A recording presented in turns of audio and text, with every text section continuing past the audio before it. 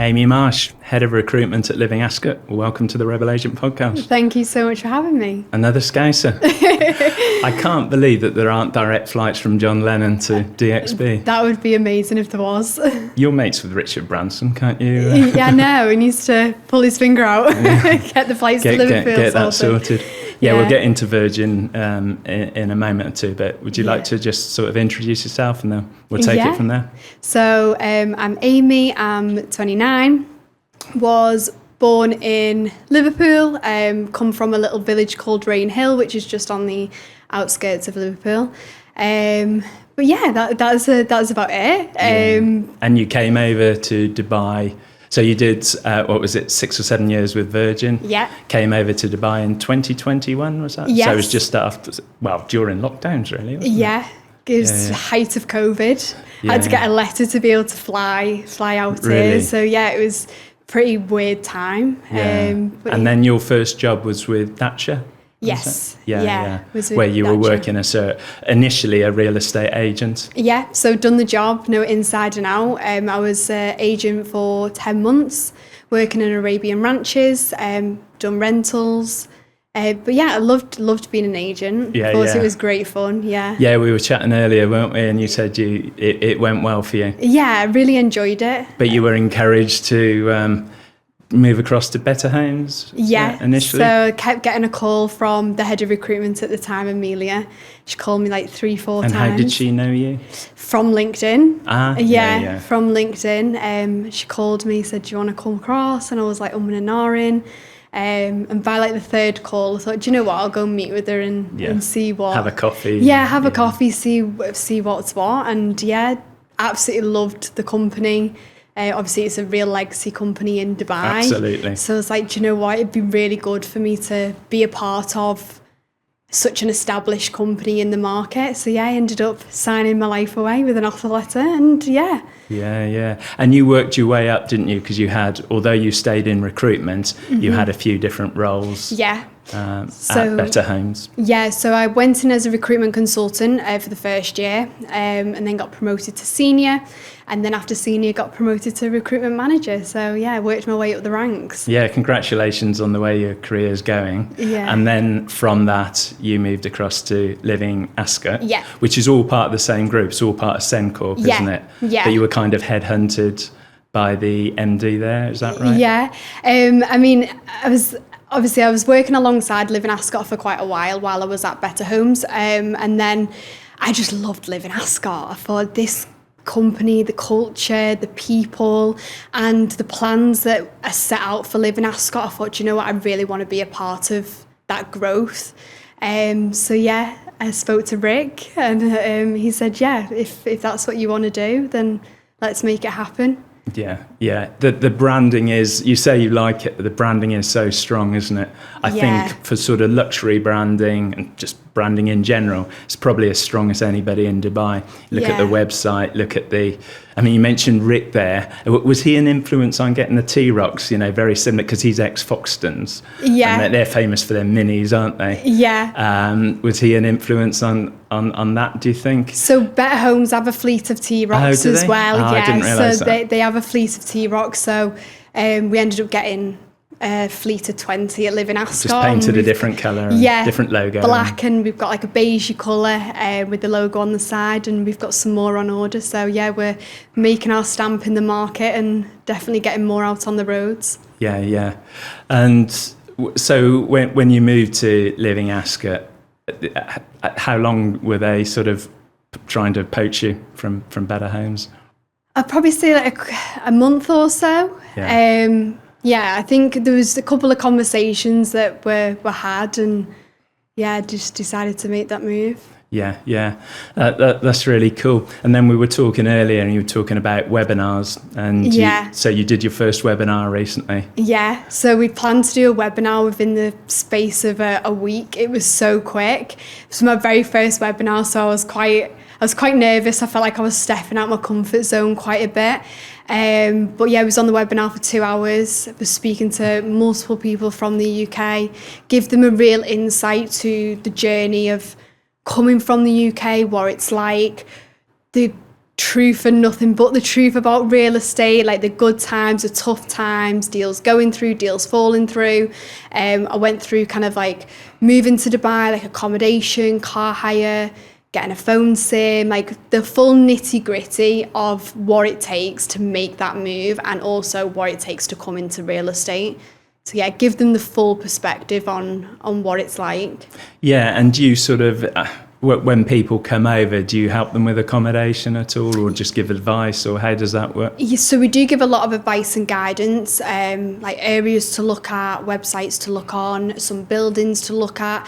I tend to go off kind of like where our current agents have maybe previously stayed that have been a good rate. So I do like a bit of market research in the office to kind of find out what people have been spending, what areas they've been living in, and obviously I relay that kind of information back to my candidates. Sure, because I was saying earlier, I still think it's early days here. Yeah. Despite the fact that for 20 years foreigners have been able to buy freehold property here, I still think it's early. If you look at the prices of properties here, I mean, even I'm from Morven in Worcestershire, and price per square foot in a lot of places in Dubai is actually still cheaper. And you look at all the opportunities you've got here relative to many places back home. Yeah, it's crazy. So I think you doing a webinar like that and trying to connect with people in the UK, or it could be anywhere else in the world, couldn't it? I mean, it's the UK, okay, mainly the UK at the moment, but I'm sure you'll be doing a lot more of this. Yeah, definitely. We've got good few webinars and planned. you got at least one real estate agent on the webinar as well, from Living Ascot, didn't you? Yeah, so we got Molly on. She's been with us since April, and she's absolutely killed it since she's so joined. She's been a very good real estate agent. She's been a really good agent, and she's not come from a sales background or a real estate background. She actually come from entertainment, so nothing related to real estate, and she's come in and with our training, our support, our guidance, she's absolutely killed it in the real estate sector so far. And then we also got Kelly, our sales director, on. She was a rental agent with Living Ascot, and she's worked her way up the ranks as well. Still transacts in the industry. So it was kind of good to give the people on the webinar two different types of experience in the market. Yeah, because you're quite there's a lot of women. The MD's female as well, Laurie, she's from Scotland. Is she? Yeah. That's cool. And you plan to do more of these? Yeah. So for people that are watching, if you are in the UK, and obviously I'll put all your details we can discuss those later, and I'll put your details on the show notes. But you said you got about 25 people on the webinar. Yeah, it was good. For the first webinar, and for it to be planned within a week, I was really happy with how it went.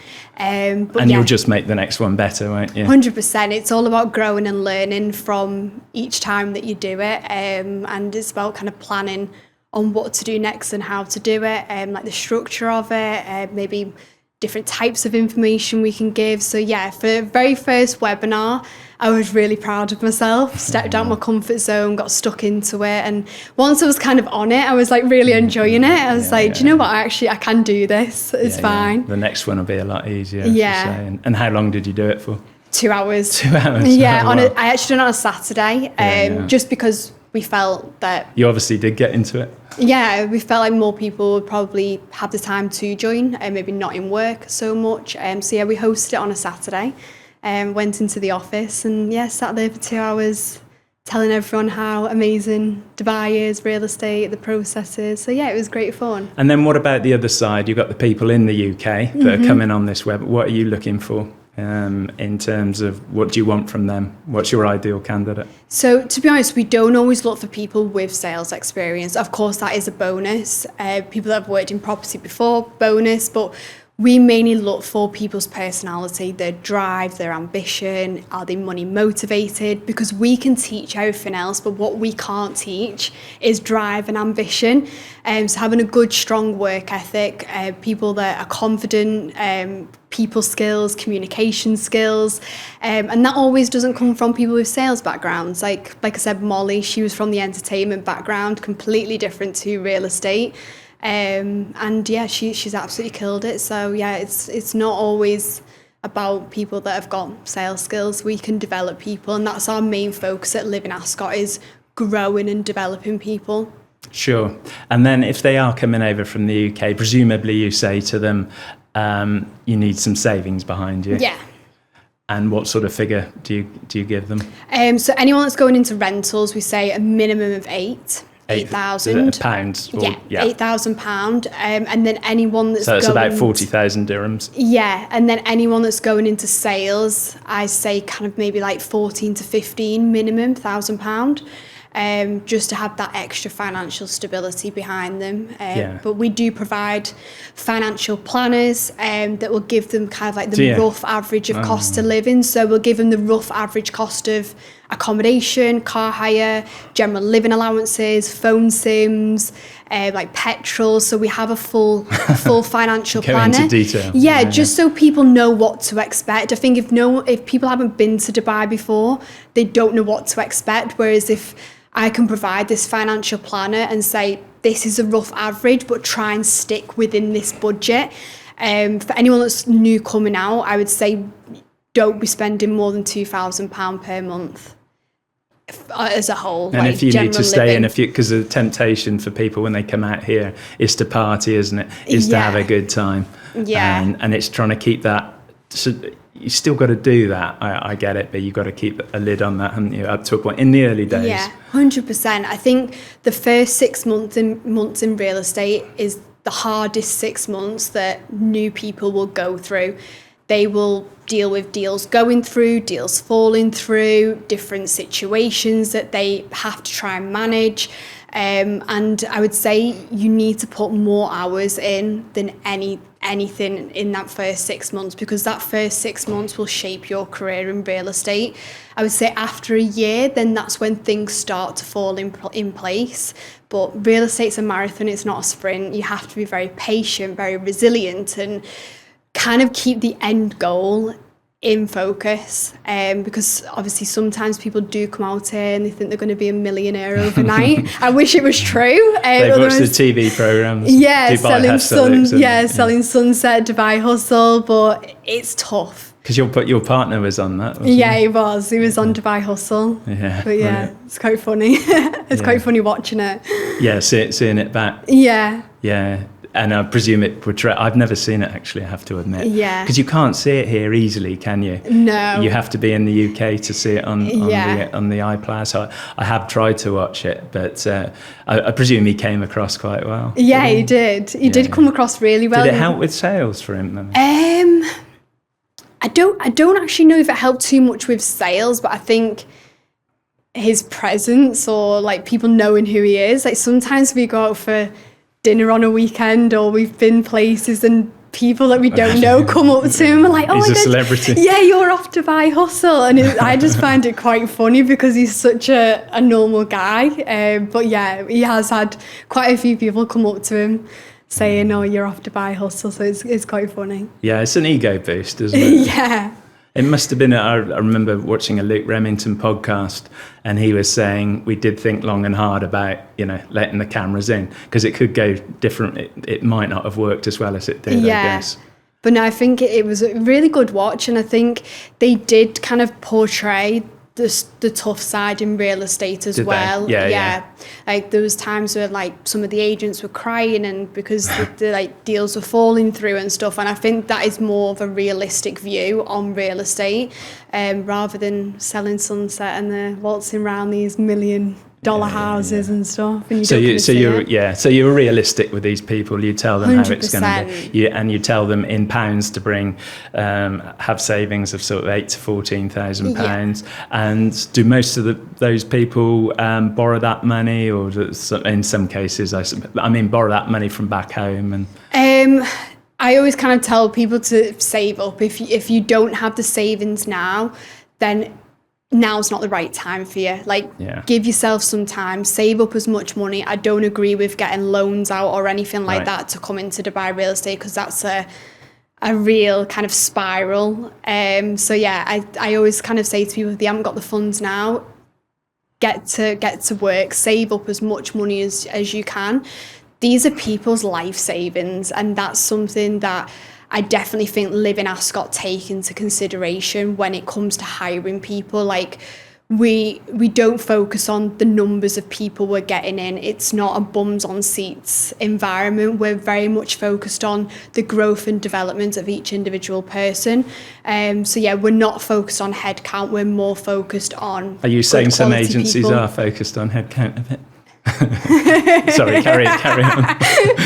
I mean, every company operates very differently. Yeah, they've all got their models, haven't they? Yeah, of course. Every company works differently, and every company has got their own model on what works for them. But I think in terms of Living Ascot, we are very much focused on quality and developing these people, and we take into consideration that people are coming out with their life savings, and if in the first couple of weeks we feel like maybe real estate isn't for that person, we will let them know before it's too late and they blow all their money. Yeah. So we really care about people that we come in. suggest you book your flight back home. Yeah, like, I mean, we kind of just sit down and see how they're feeling, but more so kind of say, like, maybe real estate isn't quite right for you. And majority of the time people do agree. Like, people know when real estate's not for them, and we just don't want it to get to the point where people burn through their life savings and they've got nothing to show for it. Yeah, it's such a difficult one, isn't it? Because you don't know, they might get that flight back to the UK or wherever they've come from,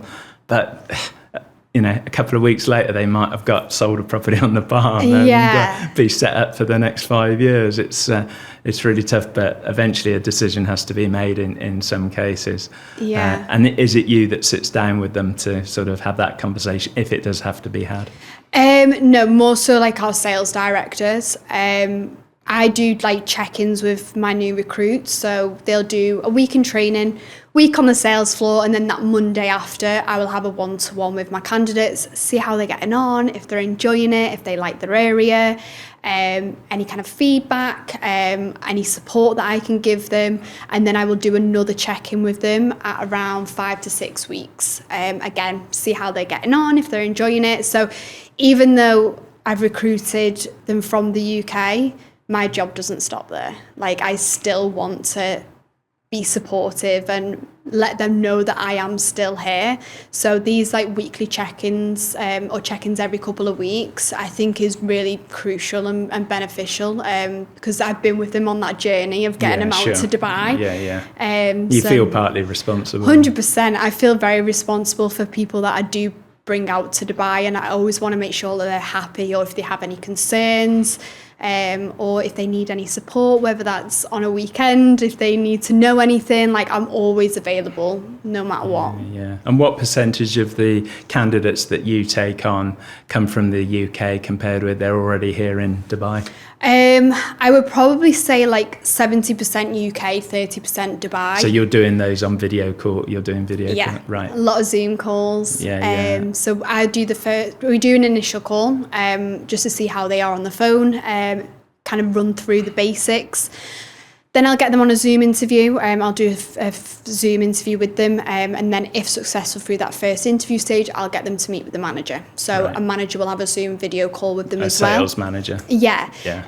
More so like just to see how they are, just to kind of get to know each other, and also for the candidate to ask the sales manager as many questions as possible, like their experience, and just kind of get a real feel for it from a sales manager's perspective on how they run their team, and kind of like the processes of what they do with their agents on the sales floor, and then we would make a decision from there. Yeah, cool. And you said when you were at Better Homes, you did like road shows back in the UK. Was it Newcastle, London, and somewhere? Yeah, so we went to Newcastle, went to Manchester, went to London and Southampton. Oh, you did fun. So yeah, it was really good. And you had a good time? It was great fun. You were telling me. It was great fun. There was me, Amelia, the head of recruitment at the time, Jake, who was the leasing manager, and Rick come with us as well. Did he? Yeah, he come with us. So it was good. Yeah, we were travelling on trains across the UK. And was it successful then? It was. We done kind of like the presentation and stuff, and then we kind of done like 10-minute one-to-ones with everyone that joined if they was interested after the presentation. So yeah, we got a lot of offer letters out, and we got quite a good few people join us. Cool. I'm interested because I'm going to do one in London in a couple of months.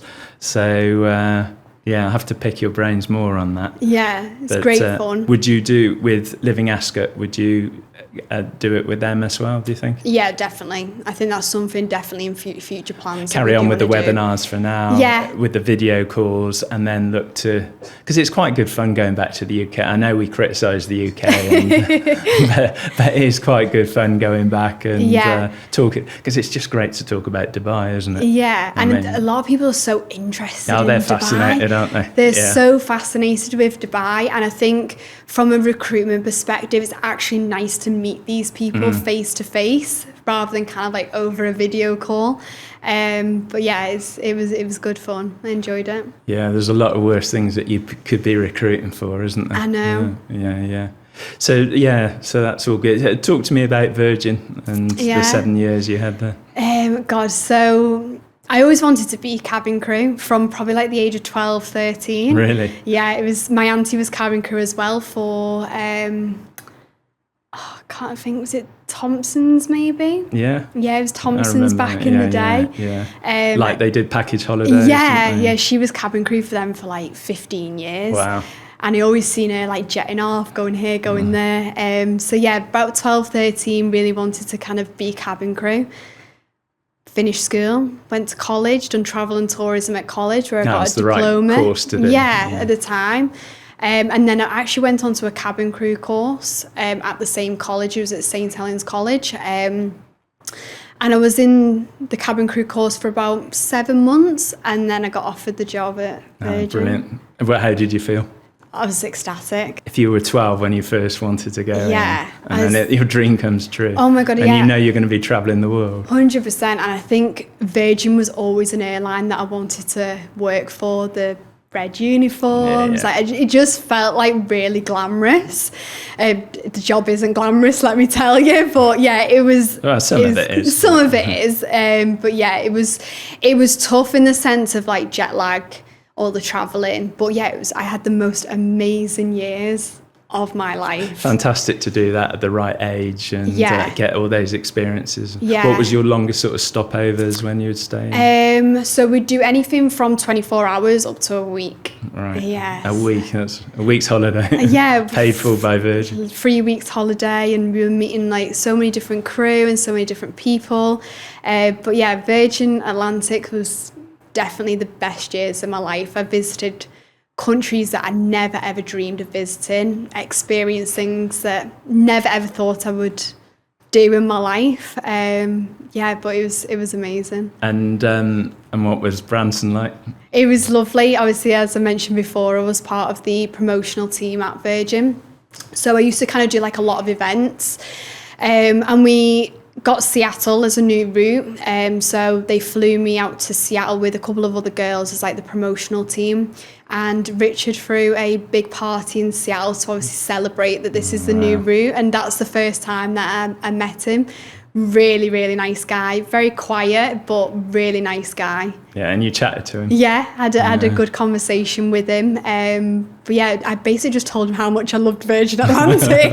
I was a proper Virgin Atlantic fan. But yeah, it was great fun. Yeah, that's brilliant, as I say, to have had 7 years doing that. And I would imagine quite a few of the experiences you had there helped set you up for Dubai. Yeah, definitely. I think more so like the people skills, communicating with people, like as cabin crew you're always kind of helping people, and obviously offering an amazing service. But yeah, I think I just loved the side of it, that I was traveling quite a lot, meeting people from all different walks of life, even like the crew.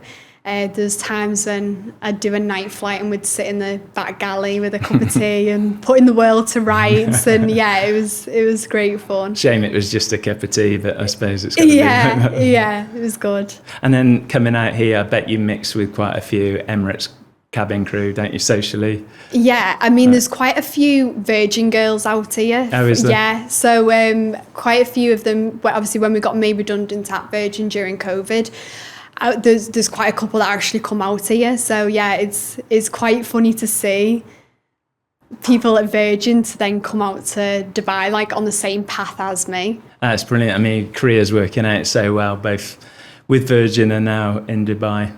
And just going back to one point that we sort of made earlier, those people in the UK that come out, they join Better Homes or Living Ascot.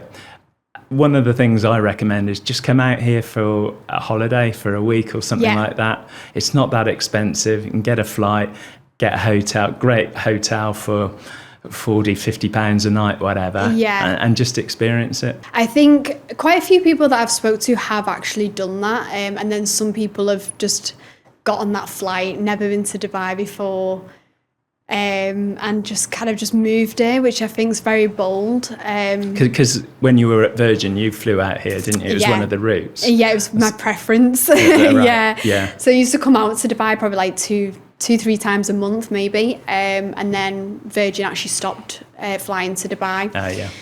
So and they're back now, aren't they? They're back now. Yeah. So yeah, if anyone wants to go back to the UK, you can use Virgin now.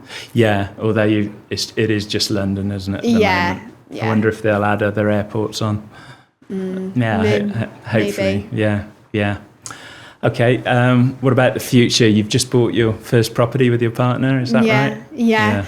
I believe in Dubai, and that's exactly why we've bought here. Don't plan to leave Dubai. A really good future ahead. Planning on some more investments. More property. Yeah, we want to just invest in property. I think why not? The market is amazing here, and there's obviously big plans up until 2040. The 2040 vision is quite remarkable. When you look at what they said they'd achieve by 2024 from sort of 25 years ago, they've done exactly that. Yeah. And the way that they're building, the way they're going about things, the 2040 vision with approximately 7 million people, it's very much on plan, isn't it? Yeah, it's amazing. And I love Dubai. I love everything about it. I love living here. I love the people, like just Dubai lifestyle is amazing, and I just think there's so much opportunity out here. Like where I am now in my career, I'd have probably never got there so quickly if I was back in the UK. No. Like there's just so much opportunity, and I think it's just an amazing place to be. So we do want to invest more here, want to get multiple apartments, and carry on doing that and set ourselves up for the future. And then career-wise, you're already head of recruitment at Living Ascot. So I know you can't say too much because you don't want to upset anybody there, but you must think maybe get a few years under your belt there and then possibly look at I don't know. I know Living Ascot's a great real estate company, but maybe a bigger one or... Yeah, I don't know. Do you know what? I'm just focusing on what you're doing. Yeah. I kind of don't know where the future's going to take me, and I think that's exciting. That's what excites me. And I think no matter what I've put my mind to in life, I've always achieved, and I've always pushed myself. I wanted to work at Virgin, I got it. I wanted to come into real estate, I'd done it. Went to Better Homes, like multiple promotions. I was top recruiter for multiple quarters. And then, of course, joined Living Ascot as head of recruitment. And I love Living Ascot as a brand. And the plans that we've got is so exciting. Like, it's so exciting. And I can't wait to see where we go in the market. That's kind of like my main focus right now. Yeah, well, it's a great success story, and I applaud you for that. And thank you. Really appreciate you coming on the podcast today. Amazing. Thank you. Thank you for having me.